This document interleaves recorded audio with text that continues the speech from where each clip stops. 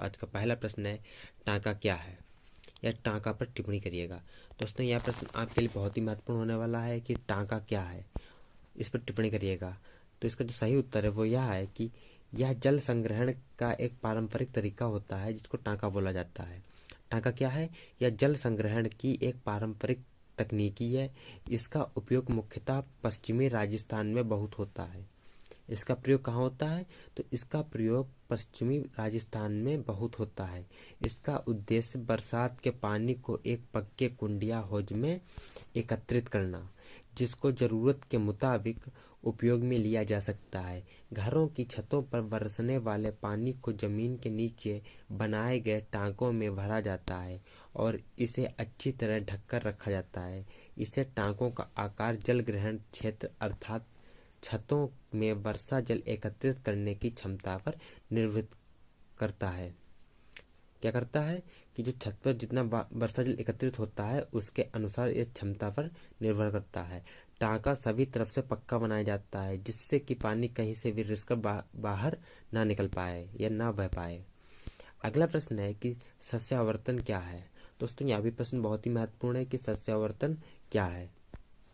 तो इसका सही उत्तर है कि सस्य आवर्तन से तात्पर्य मृदा की उर्वरता बनाए रखने के लिए चुने हुए खेत में विभिन्न को बारी बारी बोने से होता है। इस प्रकार सस्यावर्तन के द्वारा ऐसे खेतों की उर्वरता भी बनी रहती है जिनमें लगातार कोई ना कोई फसल खड़ी रहती है। यह विधि उन क्षेत्रों के लिए उपयुक्त होती है जहां जनसंख्या के दबाव के कारण खेती के लिए भूमि कम रह गई है। यह विधि संसार के अधिकतर देशों में अपनाई जाती है। तो बात करते हैं प्रश्न नंबर 3 की। यह भी दोस्तों प्रश्न बहुत ही महत्वपूर्ण है क्योंकि यह पूरी क्लास में जितने भी प्रश्न लाए हैं दोस्तों प्रश्न आपके लिए छांट कर लाए गए हैं। यह प्रश्न सभी आपके लिए बहुत ही उपयोगी होने वाले हैं। तो प्रश्न नंबर 3 है कि मृदा संरक्षण में नियोजित चराई का क्या महत्व है। प्रश्न यह पूछ रहा है कि मृदा संरक्षण में नियोजित चराई का क्या महत्व है, या नियोजित चराई का मृदा संरक्षण में क्या योगदान होता है। तो अगर इस प्रकार का कोई भी प्रश्न आता है तो आप उसका सीधे उत्तर लिख सकते हैं कि अत्यधिक चराई से पहाड़ी ढालों की मृदा ढीली हो जाती है और जल इन ढीली मृदाओं को आसानी से बहा ले जाता है। इन क्षेत्रों में नियोजित चराई से वनस्पति आवरण को भी बचाया जा सकता है। इस प्रकार इन क्षेत्रों के मृदा अपरदन को भी कम किया जा सकता है। इसीलिए मृदा संरक्षण में नियोजित चराई बहुत ही अपना अहम भूमिका रखती है। अगला प्रश्न है कि कंटूर खेती पर टिप्पणी करिए। दोस्तों यह भी प्रश्न बहुत ही महत्वपूर्ण है कि कंटूर खेती क्या है, या कंटूर खेती पर टिप्पणी करिएगा। तो आइए जानिए कि कंटूर खेती क्या है। तो तीव्र ढलान दार क्षेत्रों में संपूर्ण वर्षा जल बहुत शीघ्रता के साथ बह जाता है तथा उपजाऊ मृदा भी ऊपरी परत को भारी नुकसान पहुंचाता है। इन क्षेत्रों में खेतों की इलान के समांतर छोटे छोटे भागों में बांटकर सीढ़ी नुमा संरचना प्रदान की जाती है जिससे पानी का बहाव तीव्र नहीं हो पाता है और प्रत्येक खेत का पानी उस क्षेत्र में रुक जाता है। खेत में एकत्रित होने वाले पानी को खड़ीन एवं टांका बनाकर भर लिया जाता है तथा या एनीकट द्वारा सुरक्षित तरीकों से निकाल दिया जाता है। अगला प्रश्न है कि वाटर सेट क्या है, इसके प्रकार लिखिए। दोस्तों यह भी प्रश्न बहुत ही महत्वपूर्ण है कि वाटर सेट क्या है और इसके प्रकार लिखिएगा। तो सबसे पहले बात करते हैं वाटर सेट की कि वाटर सेट आखिर है क्या। तो वाटर सेट जल ग्रहण क्षेत्र का एक ऐसा ही एक दूसरा नाम है, अर्थात वाटर शेड या जल ग्रहण क्षेत्र का एक दूसरा नाम है और यह एक स्वतंत्र जल वैज्ञानिक इकाई होती है। इसे किसी भी विशेष जल धारा या नदी के जल निकास बेसिन या जल ग्रहण क्षेत्र के रूप में परिभाषित किया जा सकता है। सरल शब्दों में कहा जाए कि वाटर शेड उस क्षेत्र को कहते हैं जहां से किसी नदी या जल धारा जैसी विशिष्ट जल निकास प्रणाली के लिए जल आता है। वाटर शेड कुछ हेक्टेयर क्षेत्रफल के छोटे छोटे आकार का भी हो सकता है और बहुत बड़े आकार का भी हो सकता है जिसका क्षेत्रफल कई हजार हेक्टेयर में होता है। तो बात करते हैं वाटर शेड के आकार की। तो वाटर शेड को आकार, जल निकास और भूमिका उपयोग पैटर्न के आधार पर वर्गीकृत किया गया है। यह 5 प्रकार के होते हैं। जो पहला होता है वो होता है मिनी वाटर शेड, जो कि 1 से 100 हेक्टेयर के अंतर्गत आता है। यानी कि जो मिनी वाटरशेड होता है वो 1 से 100 हेक्टेयर के अंतर्गत होता है। दूसरा है माइक्रो वाटरशेड, या 100 से 1000 हेक्टेयर तक होता है। तीसरा है मिली वाटरशेड, या 1000 से 10,000 हेक्टेयर तक होता है। चौथा है सब वाटरशेड, या 10,000 से 50,000 हेक्टेयर तक होता है। और पांचवा होता है मैक्रो वाटरशेड, जो 50,000 हेक्टेयर से भी अधिक भूमि में होता है। उसके प्रश्न अगला है कि वाटर हार्वेस्टिंग के लिए किस प्रकार के स्थान का उपयोग करना चाहिए। दोस्तों यह प्रश्न बहुत ही महत्वपूर्ण है। यह प्रश्न आप कहीं पर नोट करना चाहते हैं नोट कर सकते हैं। अगर नहीं करना चाहते हैं तो हम आपको वीडियो की PDF टेलीग्राम चैनल पर प्रोवाइड करा देंगे, जिसे आप डाउनलोड करके PDF ले सकते हैं। और आपको टेलीग्राम चैनल की लिंक आपको नीचे डिस्क्रिप्शन बॉक्स में मिल जाएगी, जिसे क्लिक करके आप टेलीग्राम और व्हाट्सएप ग्रुप दोनों को ज्वाइन कर सकते हैं। तो प्रश्न है वाटर हार्वेस्टिंग के लिए किस प्रकार के स्थान का उपयोग करना चाहिए। तो दोस्तों यह प्रश्न का सही उत्तर है कि सामान्यतः वर्षा जल संग्रहण कहीं भी किया जा सकता है, अर्थात जो वर्षा का जल होता है वो कहीं पर भी एकत्रित किया जा सकता है, परंतु इसके लिए वे स्थल सर्वदा उपयुक्त होते हैं जहाँ पर जल का बहाव तेज होता है और वर्षा जल शीघ्रता से बह जाता है। इस प्रकार वर्षा जल संग्रहण के लिए निम्नलिखित स्थानों के लिए सर्वथा उपयुक्त होते हैं, जैसे कि नंबर 1 कम भूजल वाले स्थल जहाँ भूजल की कमी है। दूसरा है दूषित भूजल वाले स्थान जहाँ भूजल है वो दूषित है। तीसरा है पर्वतीय विषम जल वाले स्थल। चौथा है सूखा या बाढ़ प्रभावित स्थल। पांचवा है प्रदूषित जल वाले स्थल। और छठा है कम जनसंख्या घनत्व वाले स्थल। सातवां है अधिक खनिज व खारा पानी वाले स्थल। आठवां है महंगे पानी व विद्युत वाले स्थल। जल संरक्षण क्यों आवश्यक है। दोस्तों यह जो प्रश्न है आपकी जो सब्जेक्ट है वर्षा आधारित कृषि एवं वाटर प्रबंधन का बहुत ही फेवरेट प्रश्न है कि जल संरक्षण क्यों आवश्यक है, क्योंकि इस सब्जेक्ट में यही बताया गया है कि जल को कैसे संरक्षित किया जाए, इससे होने यानी कि वर्षा आधारित कृषि किस प्रकार की जाती है। इस तरीके के जो प्रश्न आते हैं उनमें जो मोस्ट इंपॉर्टेंट प्रश्न है वो यह है कि जल संरक्षण क्यों आवश्यक है। और दोस्तों अगर आप वीडियो की PDF लेना चाहते हैं तो आप हमारे टेलीग्राम चैनल को ज्वाइन कर सकते हैं, जिसकी लिंक हम आपको नीचे डिस्क्रिप्शन बॉक्स में दे देंगे, जिसे आप ज्वाइन कर सकते हैं और PDF प्राप्त कर सकते हैं। तो जो प्रश्न है कि जल संरक्षण क्यों आवश्यक है, तो इसका जो सही उत्तर होने वाला है वो यह है। सबसे पहले जानेंगे आखिर जल संरक्षण आवश्यक क्यों है, या जल संरक्षण कहते किसे हैं। जल संरक्षण कहते कैसे, पहले इसके बारे में थोड़ा जानते हैं। तो जल संरक्षण का अर्थ यह होता है कि पानी की बर्बादी तथा प्रदूषण को रोकने से है। पानी की बर्बादी किस प्रकार, जैसे कि मान लो कोई टंकी या टोटी है वो खुली है, पानी निरंतर बह रहा है, तो इसको पानी की बर्बादी अर्थात अनुपयोग यानी उपयोग के अतिरिक्त जो पानी का खर्च होता है उसको पानी बर्बादी कहते हैं। और प्रदूषण जैसे कि पानी में पन्नी या गंदगी इस तरीके की चीज़ों का मिश्रण ही प्रदूषण बन जाता है। तो जल संरक्षण का अर्थ यह है कि बर्बादी तथा प्रदूषण को रोकने से है। जल संरक्षण एक अनिवार्य आवश्यकता है, क्योंकि जल ही जीवन है, या तो कोई जगह पढ़ा है और यह सत्य भी है। अगर जल है तो जीवन है, जल नहीं है तो जीवन नहीं है। इसलिए जल संरक्षण बहुत ही इम्पोर्टेंट यानी कि अनिवार्य आवश्यकता है जल संरक्षण की, क्योंकि वर्षा जल हर समय उपलब्ध नहीं होता है। क्योंकि जब बारिश होगी तभी वर्षा का जल एकत्रित होगा, और हर समय वर्षा नहीं होती, इसलिए वर्षा जल होता है वो हर समय उपलब्ध नहीं रहता है। अतः पानी की कमी को पूरा करने के लिए पानी का संरक्षण आवश्यक है। इसीलिए जो पानी का संरक्षण किया जाता है वो इसलिए किया जाता है कि अगर कहीं पर पानी की आवश्यकता है तो या कमी है तो उसके लिए जल संरक्षण किया जाता है। एक अनुमान के अनुसार विश्व में 350 मिलियन क्यूबिक मील प्रति लीटर पानी उपस्थित है। इसमें 97% जो भाग है वो समुद्र से घिरा हुआ है। बाकी जो है वो जैसे कि 3 तरीके से बटा हुआ है।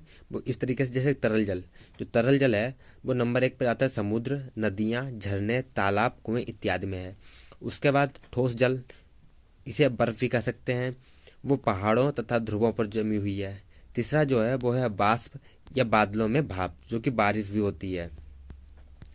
उसके बाद जो अगला प्रश्न है वो यह है कि जल की दूषित होने से बचाने के लिए कौन कौन से कारक अपनाए जाने चाहिए या कौन कौन से उपाय किए जाने चाहिए। जल को दूषित होने से बचाने के लिए कौन कौन से उपाय अपनाए जा सकते हैं। तो इसका जो सही उत्तर है वो इस प्रकार है कि जल को सुरक्षित करने के लिए बहुत से उपाय अपनाए जा सकते हैं, जिनमें से निम्न इस प्रकार से हैं कि सबसे पहले घर की छत पर वर्षा का जल एक पाइप के माध्यम से भंडारण टैंकर में एकत्रित किया जाता है।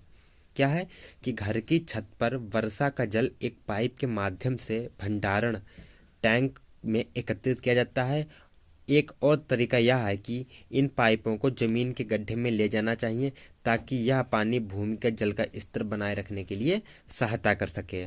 उसका जो दूसरा उपाय है वो यह है कि कूड़ा करकट, गंदे नाले, नालियाँ और सीवेज पाइप आबादी से दूर बड़े हौजों या गड्ढों में डाले जाएं, ना कि नदियों या तालाबों में। अगर नदियों में डाल दिया जाएगा तो जो गंदा पानी होता है वो नदियों को दूषित कर देता है। इसलिए जो कूड़ा करकट या गंदे नालियाँ हैं या सीवेज के जो पाइप हैं उनको आबादी से दूर बड़े बड़े हौजों या गड्ढों में डालना चाहिए, ना कि नदियों में। उसके बाद जो तीसरा उपाय है वो यह है कि ऐसे शौचालयों का उपयोग किया जाए कि जिसमें कम जल की आवश्यकता हो। क्या है कि ऐसे शौचालयों का उपयोग किया जाए जिसमें कम जल की आवश्यकता हो। चौथा इस प्रकार है कि वर्षा के पानी को एकत्रित किया जाए और उनका संग्रह स्थान शुद्ध रखा जाए, किसी भी प्रकार के प्रदूषण से उसे बचाया जाए। अर्थात जो वर्षा का पानी जहाँ पर एकत्रित किया जाए वह स्थान सुरक्षित और शुद्ध हो, ना कि वहाँ पर कोई गंदा स्थान हो, और उस स्थान की बार बार सफाई भी होनी रहनी चाहिए। अर्थात उस स्थान पर किसी भी प्रकार का प्रदूषण नहीं होना चाहिए। पांचवा है कि कुओं, तालाबों और नदियों की सफाई भी की जानी चाहिए। यह नहीं है कि अगर कुएं हैं तो उनकी सफाई नहीं हो। कुएं, तालाब और नदियों की भी सफाई निरंतर होनी चाहिए, जिससे कि जो पानी है वो सुरक्षित रहेगा। अगला प्रश्न है कि सूखा पर संक्षेप टिप्पणी करिएगा। दोस्तों यह भी प्रश्न बहुत ही महत्वपूर्ण होने वाला है कि सूखा पर संक्षेप में टिप्पणी कीजिएगा। दोस्तों जो प्रश्न नंबर 4 है वो बहुत ही महत्वपूर्ण होने वाला है, उसकी आगे जानकारी लेंगे। तो सबसे पहले प्रश्न नंबर 3 की जानकारी लेते हैं कि सूखा पर संक्षेप में टिप्पणी करिए। तो सबसे पहले बात करते हैं सूखा की कि आखिर सूखा है क्या। तो किसी भी क्षेत्र में होने वाली सामान्य वर्षा में 25% या उससे ज़्यादा की कमी होने पर उसे आमतौर पर सूखे की स्थिति कहा जाता है। तो सूखे की स्थिति को कब कहा जाता है? किसी भी क्षेत्र में होने वाली वर्षा की सामान्य स्थिति उससे 25% या उससे ज़्यादा की कमी होने पर आमतौर पर सूखे की स्थिति कह दी जाती है। गंभीर सूखे की स्थिति ज़्यादा देर से अति आती है। जो गंभीर सूखे की स्थिति होती है वो ज़्यादा देर से आती है। गंभीर सूखे की स्थिति को हम तब कह सकते हैं जब वर्षा में 50% से अधिक कमी हो या 2 वर्षों तक निरंतर सूखे की स्थिति बनी रही हो। सिंचाई आयोग ने 1972 में एक रिपोर्ट जारी की थी जिसके अनुसार यह कहा गया था कि देश के वे क्षेत्र जहां औसत वर्षा 75 सेमी से कम हो उस स्थान की कुल वार्षिक वर्षा में सामान्य से 25% तक परिवर्तन सूखाग्रस्त क्षेत्र कहा गया था। अब बात करते हैं सूखा के कारण कि सूखा के कारण कौन कौन से हैं जो सूखा लाने में सहायक हैं। तो जो पहला कारण है वो यह है कि सूखे का आगमन धीरे धीरे होता है और इसके आगमन तथा समाप्त होने का समय तय करना कठिन होता है। ये जरूरी नहीं कि सूखा कब आएगा और कब तक रहेगा, ये कहना बहुत ही मुश्किल होता है, क्योंकि वर्षा का गिरता स्तर और गिरता हुआ भूजल क्योंकि जब बारिश नहीं होगी तो उसका जो स्तर वो गिरता जाएगा, साथ में भूजल स्तर भी गिर रहा है। सूखे कुएं, सूखी नदियां और जलाशय तथा अपर्याप्त कृषि उपज सूखे के आगमन की चेतावनी देते हैं, यद्यपि सूखा एक प्राकृतिक आपदा है। अब बात करते हैं कि सूखा हेतु जो मुख्य उत्तरदायी कारक हैं वो कौन कौन से हैं। सूखे के जो स्थिति लाने में जो सहायक कारक हैं वो कौन कौन से, तो उनकी जानकारी लेते हैं। दोस्तों अगर आपको वीडियो पसंद आए तो वीडियो को ज़्यादा से ज़्यादा लाइक करें और साथ में वीडियो को ज़्यादा से ज़्यादा शेयर भी करें, जिससे कि वीडियो आपके सभी दोस्तों के पास पहुंच सके और उनके लिए भी लाभदायक साबित हो सके। जो पहला कारक है वो है भूमि प्रबंधन की उपेक्षा। दूसरा है कि सिंचाई की पारंपरिक स्रोतों जैसे तालाब, कुओं और टैंकों की उपेक्षा। तीसरा है सामुदायिक वनों का विनाश। चौथा है कि वन विनाश से प्रकृति जल धाराओं का सूखना, वर्षा कम होने से भूमिगत जल स्तर का नीचे जाना और नदियों का जल स्तर भी गिरना। पांचवा है कि पशुओं के लिए चारा संकट और छठा है कि अनिश्चित क्षेत्रों में अर्थव्यवस्था का अस्त व्यस्त हो जाना। सातवां है कि फसल चक्र में तीव्र परिवर्तन। सूखे के कारण फसल चक्र में भी तीव्र परिवर्तन हो रहा है। उसके बाद बात करते हैं सूखा के प्रभाव कि अब सूखे के जो प्रभाव हैं वो किस प्रकार से पड़ते हैं या दिखाई देते हैं। तो प्रारंभ में सूखे का प्रभाव आधारित फसलों पर तथा बाद में सिंचित फसलों पर पड़ता है। सबसे पहले जो प्रभाव पड़ता है वो आधारित फसलें उसके बाद सिंचित फसलों में पड़ता है। जिन क्षेत्रों में वर्षा को छोड़कर वैकल्पिक जल स्रोत कम है, जहाँ कृषि को छोड़कर अन्य आजीविकाएं कम से कम विकसित हों, वहाँ सूखे की दृष्टि से सर्वाधिक असुरक्षित सूखा होता है। सूखा आपदा का सबसे बड़ा असर देश के करोड़ों भूमिहीन किसानों, ग्रामीण कारीगरों, सीमांत कृषकों, महिलाओं, बच्चों और खेती से जुड़े मवेशियों पर भी पड़ता है। उसके बाद बात करते हैं सूखे के बचाव, यानी कि सूखे से किस प्रकार बचा जा सकता है, उसके उपाय। जो पहला उपाय है वो यह है कि जल का बहुत बड़ा हिस्सा सिंचाई के काम आता है। सिंचाई तंत्र में जल का उचित प्रबंधन करके जल में की गई बचत सूखे में राहत दे सकती है। पहला कारण या पहला उपाय क्या है? तो जल का जो बहुत बड़ा हिस्सा है वो सिंचाई के काम आता है, वो हम सभी जानते हैं। सिंचाई तंत्र जल का उचित प्रबंधन करके जल की गई बचत को सूखे में राहत दे सकती है। उसके बाद जो दूसरा उपाय है वो यह है कि नहरों द्वारा अधिक सिंचाई से बचना चाहिए, ताकि जल स्तर के नीचे होने और मिट्टी के लवण व क्षार बढ़ने की समस्या पैदा ना हो।